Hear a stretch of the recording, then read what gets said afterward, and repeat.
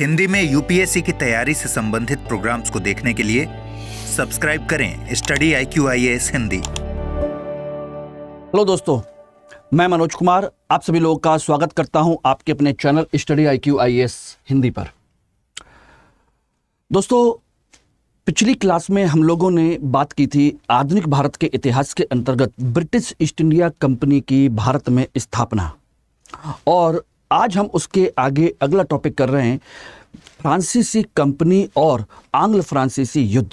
यानी कि हम कह सकते हैं कि इसमें हम ब्रिटिश ईस्ट इंडिया कंपनी के एक्सपेंशन यानी कि उसके विस्तार को लेकर के हम चर्चा करेंगे कि किस प्रकार से British east India company Bharat में अपना साम्राज्य स्थापित करती है, कैसे बाकी अन्य कंपनियों को यहाँ से हटाने की भूमिका निभाती है, किस तरीके से एक छत्र साम्राज्य अपना बनाती है।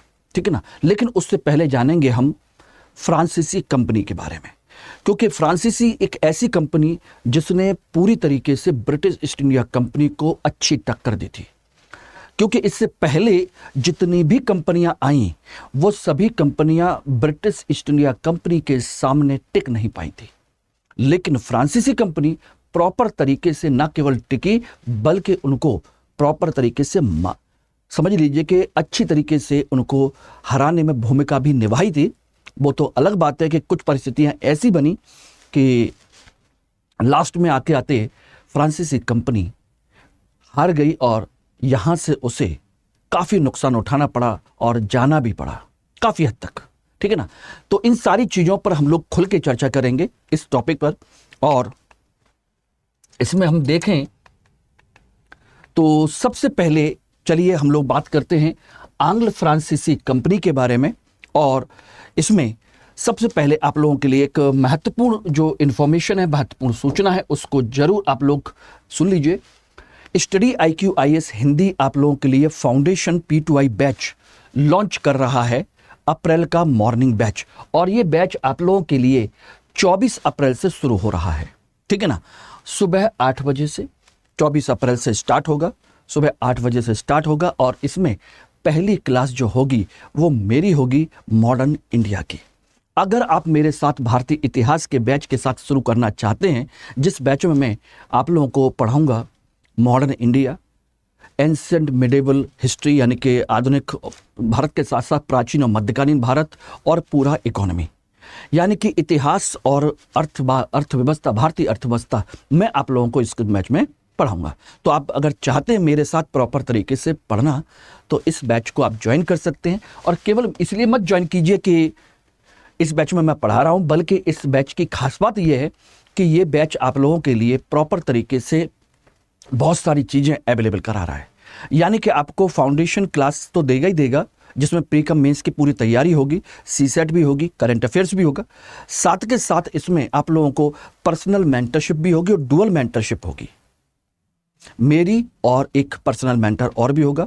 आपको कंप्लीट बुक्स का सेट भी दिया जाएगा, जिसमें आपकी कॉपीज, मेंस के आंसर राइटिंग की कॉपी से लेकर के मैप से लेकर के सारी चीज़ें इंक्लूड हैं, जिसे हम सिलेक्शन किट कहते हैं, वो भी रहेगी, जिसकी कॉस्ट कम से कम मार के चलिए मार्केट में 10 से 15 हज़ार रुपये की है, क्योंकि सभी इंपॉर्टेंट 18 बुक्स का कंप्लीट सेट इसमें मौजूद है।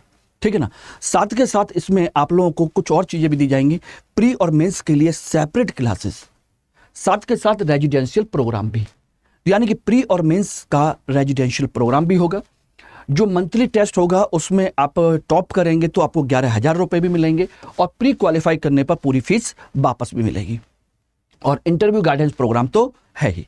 तो इतनी सारी खूबियों के साथ इस बैच को सिस्टमेटिक तरीके से पढ़ने के लिए और डिस्काउंट लेने के लिए MK लाइव कोड इस्तेमाल करके इस बैच को आप ज्वाइन कर सकते हैं 31,999 रुपये में। बाकी डिटेल जानकारी आपको चाहिए तो आपके कमेंट बॉक्स में जाकर के देखेंगे तो नीचे डिस्क्रिप्शन दिया होगा, डिस्क्रिप्शन सेक्शन में जाकर के वहाँ सारी इन्फॉर्मेशन आप कलेक्ट कर सकते हैं। ठीक है ना। मैंने आपको बता दिया है। बाकी कोई भी डाउट है, कोई भी चीज़ है, तो आप इसके लिए मेरा टेलीग्राम चैनल को ज्वाइन कर लीजिए, मनोज कुमार हिस्ट्री, और ये मेरा लिंक है जिसके थ्रू आप मुझे कॉन्टैक्ट कर सकते हैं। लेकिन हाँ, डिस्काउंट के लिए और मेरी पर्सनल गाइडेंस के लिए आप लोगों को MK लाइव कोड जरूर इस्तेमाल करना चाहिए। ठीक है ना एवरीवन। तो चलिए सबसे पहले हम बात करते हैं फ्रांसीसी कंपनी के बारे में। ठीक है, सबसे पहले फ्रांसीसी कंपनी। फ्रांसीसी कंपनी एक ऐसी कंपनी जो इससे पहले आपकी सबसे अंत में आई, यानी कि भारत में सबसे अंत में आने वाली कंपनी, सबसे अंत में आई थी, आई। पहली बात तो यह ध्यान रखिएगा। दूसरी चीज इसमें जो मैं कुछ और बातें आपको बताने जा रहा हूं उसको और ध्यान रख लेगा। दूसरी बात है कि भारत में आने वाली यह एकमात्र सरकारी कंपनी थी, एकमात्र सरकारी कंपनी, ठीक है ना। इससे पहले जितनी भी कंपनियां थी वो सभी की सभी प्राइवेट कंपनियां थी, चाहे ब्रिटिश ईस्ट इंडिया कंपनी हो, चाहे डच कंपनी हो, चाहे पुर्तगाली कंपनी हो या डेनिश कंपनी हो, ठीक है ना। ये एकमात्र सरकारी कंपनी, और इस कंपनी का गठन जो हुआ था सन 1664 में इसका गठन हुआ, और गठन में दो लोगों की मुख्य भूमिका थी। एक वहां के सम्राट, फ्रांस के शासक सम्राट लुई 14वां और उनका मंत्री, जो उनका कह सकते हो प्रधानमंत्री कह सकते हो, मंत्री कह सकते हो, वो है जीन बैप्टिस्ट कोलवार्ड। जीन बैप्टिस्ट कोलवार्ड, इनको शॉर्ट में हम कोलवार्ड भी कहते हैं। ये आपके मंत्री थे। अब बात आती है कि इसका गठन क्यों और कैसे हुआ, तो मैं इसको थोड़ा सा बता देता हूं कि हर यूरोप में हर देश ये चाहता था कि उसको थोड़ा सा व्यापार का फायदा मिले, थोड़ी सी उसकी अर्थव्यवस्था अच्छी हो। तो सम्राट लुई 14वां भी चाहता था कि हमारे देश की आर्थिक स्थिति में थोड़ा सुधार आ जाए, क्योंकि काफ़ी ज़्यादा आर्थिक समस्याएं भी आ रही थी। तो उसी पर्पस से इन्होंने इसका प्रयास किया कि हमें भी पूर्वी देश के साथ व्यापार करना चाहिए, जिससे कि व्यापार से जो लाभ होगा उससे उनकी कंपनी को, उनके देश को, उनकी सारी व्यवस्था को काफ़ी हेल्प मिल जाएगी, क्योंकि बाकी अन्य देश भी कर रहे हैं, ठीक है ना। तो इसलिए इन्होंने उस फायदे को उठाने के लिए अपनी खुद की सरकारी कंपनी बनाई। और ध्यान रखना, इस कंपनी का जो नाम था, कंपनी का जो नाम है डेस इंडिस ओरिएंटल्स, ये कंपनी का नाम है डेस इंडिस ओरिएंटल्स, ये रहा। ये कंपनी का नाम याद रखिएगा, DIO भी कहते हैं इसको, डेस इंडिस ओरिएंटल्स। दूसरी चीज इसमें एक और ध्यान रखिएगा, यह कंपनी जो बनाई गई थी, जो इसका गठन हुआ था, बनाई गई, उसके 3 पूर्व की कंपनियों का विलय किया गया, तब बनाई गई थी ये। 3 पूर्व की कंपनियों का विलय करके बनाई गई। बोले छोटी छोटी कंपनियों से काम नहीं चलेगा, बल्कि एक बड़ी कंपनी बनाइए, प्रॉपर तरीके से बनाइए, तब जाकर के ये काम कर पाएगी, तब जाकर के इसका फायदा हमको मिल पाएगा, अन्यथा कोई फायदा नहीं होने वाला। छोटी छोटी कंपनियां कुछ नहीं कर पाएंगी। तो ये इंपॉर्टेंट पॉइंट आपको क्लियर हो गए, गठन क्यों और कैसे हुआ, कब किया गया, ठीक है ना। कंपनी का नाम क्या था, इससे पहले की कंपनियां कितनी इसमें विलय की गई, और सबसे बड़ी चीज है इसका प्रथम डायरेक्टर जनरल कौन था। इस कंपनी का जो बनाया गया था, पहला डायरेक्टर जनरल कौन था, महानिदेशक, पहला महानिदेशक। कभी कभी यूपीएससी में ऐसे क्वेश्चन पूछे जाते हैं और स्टेटमेंट में पूछे जाते हैं, ठीक है ना, ध्यान रखिएगा। इस कंपनी का जो पहला महानिदेशक था उसका नाम है डी फाई। तो इस नाम को आप लोग याद रख लीजिएगा, इसलिए इस तरीके से ये बनी थी, ठीक है ना। Everyone is it okay. अब बात आती है इसके बाद में कि भाई ये सारी चीजें हुई, तो इसको लेकर के एक चीज और ध्यान रखिएगा, इसके 2 दल चले, यानी कि व्यापार करने के लिए इस कंपनी के 2 दलों को भेजा गया, और दोनों दल में से जो पहला दल है, ध्यान रखना, पहला दल ये आपका मेडागास्कर पहुंचा। मेडागास्कर तो जानते हैं, आपके अफ्रीका के बराबर में बहुत बड़ा आइलैंड है, वहीं पर एक दल पहुंच गया मेडागास्कर में और दूसरा दल जो सेकंड दल है ये आ गया भारत। और भारत में ये जब पहुंचा तो कहां पहुंचा पता है? इनका जो प्रतिनिधि दल है भारत में पहुंचने के बाद प्रतिनिधि दल ये औरंगजेब के दरबार में पहुंचा, औरंगजेब के दरबार में। और वो भी कहां पर? ध्यान रखिएगा, आगरा में। उस समय औरंगजेब आगरा में था और ये औरंगजेब के दरबार में पहुंचा। खास बात यह था कि लुई 14वें के पत्र को लेकर, यानी कि लुई 14वें ने अपना पत्र भेजा था औरंगजेब के नाम से और उसको उन्होंने दिया कि भाई देखिए, हमें वहाँ के सम्राट ने भेजा है, वहाँ की कंपनी है, हम यहाँ से व्यापार करना चाहते हैं और आप थोड़ा सा हमको सहयोग दीजिए, हम आपको टैक्स देंगे। तो इस तरीके से ये सारी चीजें हुई थी। लेकिन ये दल कब पहुंचा? ये पहुंचा आपका 1668 में।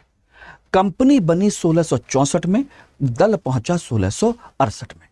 और जब आपके औरंगजेब ने अनुमति दे दी कि ठीक है भाई, एक सम्राट ने बात कही है तो ओके, कोई इशू नहीं, तब जाकर के इनको इस अनुमति के बाद में, ध्यान रखना, अनुमति के बाद सूरत में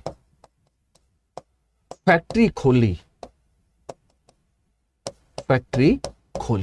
अपनी पहली फैक्ट्री उन्होंने सूरत में खोली। वहीं के लिए उनको परमिशन मिली, वो सारी चीजें हुई।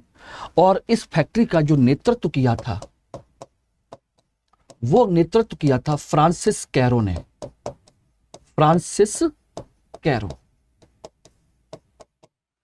फ्रांसिस कैरो ने इस दल का नेतृत्व किया था, ठीक है ना। और अब जाकर के ये फैक्ट्री वहां पर बनी।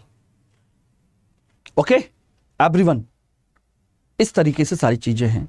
और ये जो आप फोटो देख रहे हैं ये आपके फ्रांस के मंत्री कोलवर्ट का फोटो है, ठीक है ना। तो 1668 में ये काम हो गया। उसके बाद उनकी दूसरी फैक्ट्री 1669 में, सेकंड जो फैक्ट्री खुली दोस्तों ध्यान रखना, वो थी आपकी मसूलीपट्टनम में, मसूलीपट्टनम।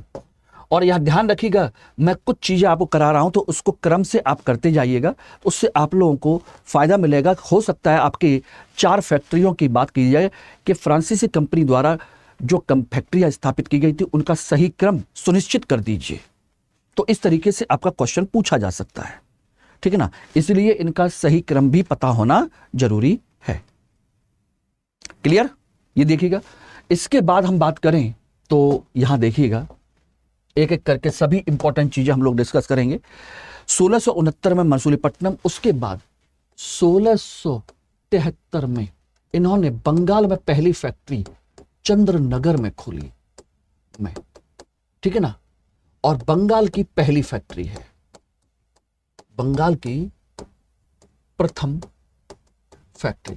हो सकता है कि आपसे यही क्वेश्चन पूछ लिया जाए कि ब्रिटिश ईस्ट इंडिया कंपनी नहीं बल्कि फ्रांसीसी कंपनी की बंगाल में पहली फैक्ट्री कौन सी थी, या ब्रिटिश ईस्ट इंडिया कंपनी की बंगाल में पहली फैक्ट्री कौन सी थी, यह भी पूछा जा सकता है, ठीक है ना। 73 में। दूसरी घटना इसके बाद 1674 में आती है, जब यहां पर इन्होंने पौंडीचेरी पर उन्होंने अपना फैक्ट्री स्थापना की थी। पौंडीचेरी की स्थापना की और इसे फ्रैंक मार्टिन ने बलकौंडापुरम के सूबेदार शेर खान लोदी से इन्होंने ले लिया था, ठीक है ना। इसे फ्रैंक मार्टिन ने वलीकोंडापुरम, ध्यान रखिएगा, के सूबेदार शेर खां लोदी से पट्टे पर लिया और वहीं पर इन्होंने पौंडीचेरी का निर्माण किया, ठीक है ना। और इस फ्रैंक मार्टिन को एक नाम से और भी जाना जाता है, उसे कहते हैं वेलांग द लेस्बियन। क्या कहते हैं? वेलांग द लेस्बियन कहते हैं। लेस्बियन कहा जाता है। ओके, क्लियर हो गया। तो इस तरीके से आपकी ये सारी चीजें हो गई। इसके बाद आ जाइए आपकी और इंपॉर्टेंट 1692, क्रम से चल रहे हैं हम लोग। 1692 इन्होंने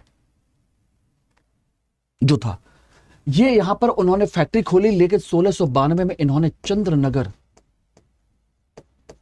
पट्टे पर ही ले लिया, पूरा का पूरा पट्टे पर लिया। पहले तो केवल फैक्ट्री खोली थी वहां पर, अब ये पूरा का पूरा चंद्रनगर पट्टे पर ले लिया और यहां पर उन्होंने अपनी बस्ती बसा ली। इसके बाद 1725, 1726, 1739, 1725, 1726, 1739 तीन महत्वपूर्ण केंद्र और इन्होंने बनाए। माहे यनम करिकाल, माहे यनम और करिकाल, ये व्यापार केंद्र बनाए, व्यापार केंद्र और बस्ती बसाई, ये यहां पर इन्होंने बनाए थे। और आप अच्छे से जानते हैं कि आज की डेट में जो पौंडीचेरी है, जिसे हम यूनियन टेरिटरी कहते हैं, केंद्र शासित प्रदेश कहते हैं, उसमें क्या क्या चीज शामिल है? 1, 2, 3, 4, यानी कि इन चारों को मिलाकर के हम पौंडीचेरी कहते हैं, जो अलग अलग राज्य में स्थित हैं। चंद्रनगर भी इनकी बस्ती थी, लेकिन देश की आजादी के बाद आपको पता होना चाहिए कि देश की आजादी के बाद ब्रिटिश फ्रांसीसी सरकार से बात हुई और वहां के लोगों से बातचीत हुई। फ्रांसीसी सरकार ने भारत की बस्तियां भारत को वापस कर दी, बोले ठीक है ले लीजिए, ठीक है ना। लेकिन बात आई कि इन लोगों से, कि भाई इन लोगों को कैसे मिलाया जाए, कैसे किया जाए। तो चंद्रनगर जो कि बंगाल में है, उनसे जब बात हुई उन लोगों से, तो उन्होंने पूरा का पूरा जनमत संग्रह के माध्यम से उन्होंने कह दिया कि हम बंगाल में ही विलय होना चाहते हैं, हम अलग बस्ती के रूप में या अलग केंद्र शासित प्रदेश के रूप में नहीं रहेंगे। इस तरीके से वहां के लोगों ने जनमत संग्रह से चंद्रनगर को बंगाल में विलय कर लिया। लेकिन पौंडीचेरी, माहे, यनम और करकाल, इन चारों के लोगों ने जनमत संग्रह के माध्यम से यह स्पष्ट कर दिया कि हम हैं तो भारत का हिस्सा ही, लेकिन हम अलग से केंद्र शासित प्रदेश या अलग राज्य के रूप में रहना चाहेंगे, क्योंकि हम लोगों का कल्चर, हम लोगों की संस्कृति, हम लोगों की परंपरा, हमारा जो व्यवस्था है वो बिल्कुल अलग है। बाकी अन्य राज्यों में मिलकर के हम सब कुछ हमारा नष्ट हो जाएगा। तो अपनी संस्कृति, अपनी परंपरा को बनाए रखने के लिए उन्होंने अलग से केंद्र शासित प्रदेश का दर्जा ले लिया। तब जाकर के ये चारों केंद्र शासित प्रदेश बने और बाकी अब आप जानते ही हो। तो चंद्रनगर का विलय हो गया, सारी चीजें हो गई कुल मिलाकर के। तो ये आपकी ब्रिटिश ईस्ट इंडिया कंपनी के बाद फ्रांसीसी कंपनी पूरी तरीके से विलय हो गई। मतलब विलय के मतलब पूरी तरह भारत में स्थापित हो गई फ्रांसीसी कंपनी। अब बात आती है इसके बाद, बात यहां पर आती है कि आखिर अब इसका सामना होता है ब्रिटिश कंपनी से, ठीक है ना। किससे? ब्रिटिश कंपनी से। और ब्रिटिश कंपनी के बीच में अंग्रेजों और फ्रांसीसियों के बीच में 3 आपके युद्ध होते हैं, जिसे हम कर्नाटक युद्ध भी कहते हैं। और कर्नाटक कहां है? कर्नाटक आपका वो क्षेत्र है जहां पर ये दोनों कंपनियां आपस में लड़ी थी, इसलिए कर्नाटक युद्ध भी कहा जाता है। बेसिकली यह है आंग्ल फ्रांसीसी युद्ध। और युद्ध का कारण क्या है? युद्ध का कारण है अपनी संप्रभुता बनाना, ठीक है ना। अपनी संप्रभुता को बनाने का उसका उद्देश्य है। इस वजह से ये 3 युद्ध होते हैं, क्योंकि दोनों कंपनियां अपने अपने तरीके से भारत के व्यापार पर अपना नियंत्रण करना चाहती हैं, ज्यादा से ज्यादा उसका फायदा उठाना चाहती हैं। बाकी अन्य कंपनियां किसी ना किसी तरीके से हट गई, लेकिन ये दोनों कंपनियां एक दूसरे को टक्कर भी दे रही हैं। लेकिन ध्यान रखना, ये दोनों कंपनियां यहां पर केवल टक्कर ही नहीं दे रही हैं, बल्कि यूरोप में भी सदियों तक फ्रांस और इंग्लैंड के बीच में हमेशा युद्ध होता रहा है। केवल विश्व युद्ध में जाकर के दोनों देश एक दूसरे के साथ खड़े हुए हैं, पहले और दूसरे विश्व युद्ध में। अदरवाइज उससे पहले तक ब्रिटेन और फ्रांस दोनों एक दूसरे के बिल्कुल विरोधी थे। अगर आपको याद हो, कभी सुना हो, कभी पढ़ा हो, तो नेपोलियन का जब यहां का शासक बना था फ्रांस का, तो सोचिए उसका एकमात्र उद्देश्य था ब्रिटेन को कमजोर करना। ब्रिटेन की बढ़ती हुई जो मोनोपोली है, ब्रिटेन का बढ़ता हुआ जो महत्व है, उसको खत्म कर देना उसकी पूरी शत्रुता थी। और उसके लिए उसने दुनिया भर के काम किए थे, चाहे वो महाद्वीपीय व्यवस्था हो या कुछ भी हो। हर तरीके से उसने अंग्रेजों को, ब्रिटिशर्स को खत्म करने की या उसको कमजोर करने की पूरी कोशिश की। ठीक है ना। अब बात आती है कि इसको याद करने, इसको पढ़ने का तरीका क्या होगा। तो देखिए, मैं इसको डिटेल में बताऊंगा, लेकिन उससे पहले 2-3 चीजें आपको बहुत अच्छी समझनी है। एग्जाम में जो पूछा जाएगा वो मैं आप लोगों को यहां पर 3 चीजें बता दे रहा हूं। एक, इन युद्धों के कारण क्या है। दूसरा, युद्ध कौन कौन से हुए और किस किस के बीच हुए। और तीसरा, इनमें संधि कौन कौन सी हुई। बस ये 3 चीजें, कारण, युद्ध और संधि। तो पहला एक चार्ट के माध्यम से मैं चाहता हूं कि उतना आप याद कर लीजिए। अब कहोगे सर ये तो फैक्चुअल हो जाएगा, मैं कंसेप्चुअल भी बताऊंगा और अच्छे से बताऊंगा, पूरी कहानी के साथ बताऊंगा, बहुत डिटेल में बताऊंगा। उसकी टेंशन आप बिल्कुल भी मत लीजिए। बस इतना ध्यान रखिएगा कि एग्जाम में जब पूछा जाएगा तो ये 3 चीजें होंगी, कारण, युद्ध और संधि। तो पहले मैं चार्ट में इस चीज को बना देता हूं, उसको आप नोट कर लीजिए, अच्छे तरीके से नोट कर लीजिए, आपको फायदा देगा। ठीक है ना। तो चलिए सबसे पहले हम बात करते हैं कि पहला कर्नाटक युद्ध जो हुआ था 1746 से लेकर 1748 के बीच। दूसरा हुआ था 1749 से 1754। तीसरा हुआ था 56 से लेकर के 63, जिसे हम सप्तवर्षीय युद्ध भी कहते हैं। ठीक है ना। इसका कारण क्या है। इसका कारण, यहां पर युद्ध कौन सा हुआ और यहां पर संधि कौन सी हुई। ठीक है ना। यही सेम चीजें इसमें भी आएंगी, कारण, युद्ध और संधि। तो देखिए, इसका कारण है यूरोप में उत्तराधिकार का युद्ध। यूरोप में उत्तराधिकार का युद्ध, यानी कि फ्रांस और ब्रिटेन के बीच में उत्तराधिकार के युद्ध को लेकर के समस्या खड़ी होती है। लेकिन किसका। ऑस्ट्रिया का या इटली का। बताइए किसका। वो मैं बाद में बताऊंगा कि ऑस्ट्रिया का, कि इटली का, कि किसका। ठीक है ना, वो बाद में बता दूंगा। लेकिन हां, उत्तराधिकार की कहानी शुरू होती है। बाद में बताए, अभी बता दे। चलिए सुन लीजिए, अभी बात सुन लीजिए। ऑस्ट्रिया का उत्तराधिकार को लेकर के, कि ऑस्ट्रिया का जब राजा की मृत्यु हो गई तो फिर वहां का शासक कौन बने। तो ब्रिटेन चाहता है कि उसका अपना व्यक्ति वहां का राजा बने, और फ्रांस चाहता है कि उसका अपना व्यक्ति वहां का राजा बने। व्यक्ति मतलब उनके परिवार के संबंध से के आधार पर। ठीक है ना। तो ये युद्ध जो शुरू होता है वो भारत में नहीं हुआ, बल्कि यूरोप में युद्ध हुआ इंग्लैंड और फ्रांस के बीच में। जब वहां पर लड़े तो यहां पर भी युद्ध शुरू हो गया, यहां की कंपनियां भी आपस में लड़ी। और यहां पर जो युद्ध होता है, उस युद्ध का नाम है सैन थोमे का युद्ध। सैन थोमे का युद्ध। अब सैन थोमे का युद्ध ये किस किस के बीच हुआ। ये हुआ आपके कर्नाटक का जो नवाब है, नवाब कर्नाटक अनवरुद्दीन, कर्नाटक के नवाब अनवरुद्दीन और फ्रांसीसी कंपनी के बीच। कंपनी फ्रांस की, फ्रांसीसी कंपनी के बीच में सैन थोमे का युद्ध हुआ। कर्नाटक के नवाब अनवरुद्दीन और फ्रांसीसी कंपनी के बीच में। और संधि भी जब होती है तो यहां पर ध्यान रखिएगा, एक्स ला सैपल की संधि होती है। एक्स ला सैपल की संधि। और ये एक्स ला सैपल भी यहां नहीं है, ये भी विदेश में है। ठीक है ना, ये भी विदेश में है। तो यूरोप में ही वहीं पर संधि होती है, युद्ध भी वहीं से शुरू होता है। लेकिन यहां कंपनियां लड़ बैठती हैं। लेकिन यहां पर ब्रिटिश ईस्ट इंडिया कंपनी और फ्रांसीसी कंपनी के बीच युद्ध नहीं हुआ, बल्कि कर्नाटक के नवाब अनवरुद्दीन और फ्रांसीसी कंपनी के बीच युद्ध हुआ। यानी कि लड़ाई किसी और की हुआ किसी और से रही है। और यही बड़ा इंटरेस्टिंग टॉपिक है जिसको मैं पूरी कहानी के साथ आप लोगों को सुनाऊंगा, बताऊंगा, क्योंकि मैं जल्दबाजी में कोई चीज खत्म नहीं करना चाहता। मैं चाहता हूं कि कहानी के तौर पर पूरी तरीके से इतिहास को पढ़ें, अच्छे से समझें। दूसरा युद्ध आता है, इसको सुन लीजिए, याद यही करना है।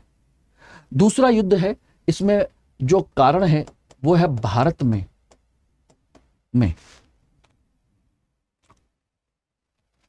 उत्तराधिकार का युद्ध। उत्तराधिकार का युद्ध। और दूसरा कारण है जो फ्रांसीसी गवर्नर है डुप्ले की महत्वाकांक्षा। डुप्ले की महत्वाकांक्षा, ठीक है ना, ध्यान रखिएगा।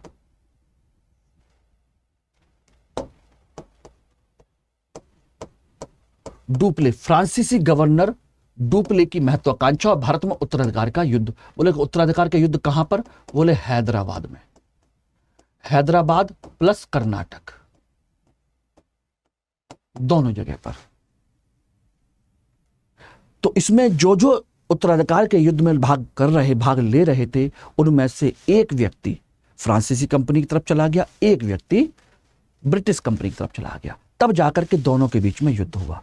और यहां पर जो युद्ध होता है, युद्ध है, उसका नाम है अंबूर का युद्ध। अंबूर का युद्ध ये रहा। और इसमें फ्रांसीसी कंपनी जीतती है, ब्रिटिश कंपनी हारती है। और उसके बाद यहां पर संधि होती है। संधि याद रख लीजिएगा, संधि है आपकी, चूंकि भारत में ही शुरू हुआ, भारत में ही खत्म हुआ, सारी चीजें हुई, तो यहां पर संधि होती है पौंडीचेरी की संधि। पौंडीचेरी। तो 3 पॉइंट यहां पर याद रखने हैं। 3 पॉइंट यहां पर, 3 पॉइंट यहां पर और 3 पॉइंट इधर। अब यह क्यों शुरू होता है? इसके शुरू होने का मुख्य कारण है यूरोप का सप्तवर्षीय युद्ध। यूरोप में ब्रिटेन और फ्रांस के बीच में 7 साल लंबा युद्ध चलता है, जैसे सप्तवर्षीय युद्ध कहते हैं, ठीक है ना। और भारत में जो युद्ध हुआ वो होता है वांडीवास का युद्ध। वांडीवास का युद्ध ब्रिटिश कंपनी और फ्रांसीसी कंपनी के बीच में, जिसमें ब्रिटिश कंपनी जीत जाती है, फ्रांसीसी कंपनी हार जाती है। अब युद्ध यूरोप में शुरू हुआ था, तो नेचुरल सी बात है इसकी संधि भी यूरोप में ही होगी। और संधि होती है पेरिस की संधि। पेरिस की संधि। तो आपको ये 9 पॉइंट याद रखने, 3 युद्ध समय के साथ में, उनके कारण मोटे मोटे इसको याद कर लीजिए। इनके युद्ध कौन कौन से हुए वो याद कर लीजिए। एक्सेला, सेपल, पौंडीचेरी और पेरिस की संधि याद कर लीजिए, बात खत्म। ये एक मोटा मोटा कंसेप्ट है जिसको आप लोगों को समझना और जानना चाहिए, ठीक है ना। अब इसके बाद है कि आखिर ये सब हुए कैसे, किस तरीके से हुए, किस तरीके से नहीं हुए। इस पर मैं चाहूंगा कि आपको विस्तृत चर्चा की जाए कि कैसे ब्रिटिश ईस्ट इंडिया कंपनी यहां पर जीती है, उसका उद्देश्य क्या है, उसका कंसेप्ट क्या है। उसके लिए मैं चाहूंगा कि जल्दबाजी में इस टॉपिक को खत्म ना किया जाए। इनके युद्ध के अंदर की सारी चीजें भी मैं डिस्कस करूंगा, लेकिन उससे पहले ब्रिटिश ईस्ट इंडिया कंपनी के चरित्र को मैं डिस्कस करना चाहूंगा और डिटेल में, ठीक है ना, उसको डिस्कस करना चाहूंगा। उसके लिए मुझे थोड़ा सा समय चाहिए और सेपरेट एक्स्ट्रा क्लास चाहिए, तो वो मैं उसके बाद ही करूंगा। तो उस टॉपिक को हम करेंगे अगले टॉपिक में, मतलब अगली क्लास में, ठीक है ना, ध्यान रखिएगा। तो चलिए, और इसके क्वेश्चंस भी मैं उसी के समय उसके साथ में आप लोगों को डिस्कस करूंगा। अभी रहने दीजिए इनको, ठीक है ना। ये क्वेश्चन है, उनको भी डिस्कस बाद में ही करेंगे। लेकिन हाँ, आप लोगों के लिए एक महत्वपूर्ण सूचना यह है कि इतिहास वैकल्पिक विषय का नया अप्रैल बैच 30 अप्रैल से स्टार्ट हो रहा है।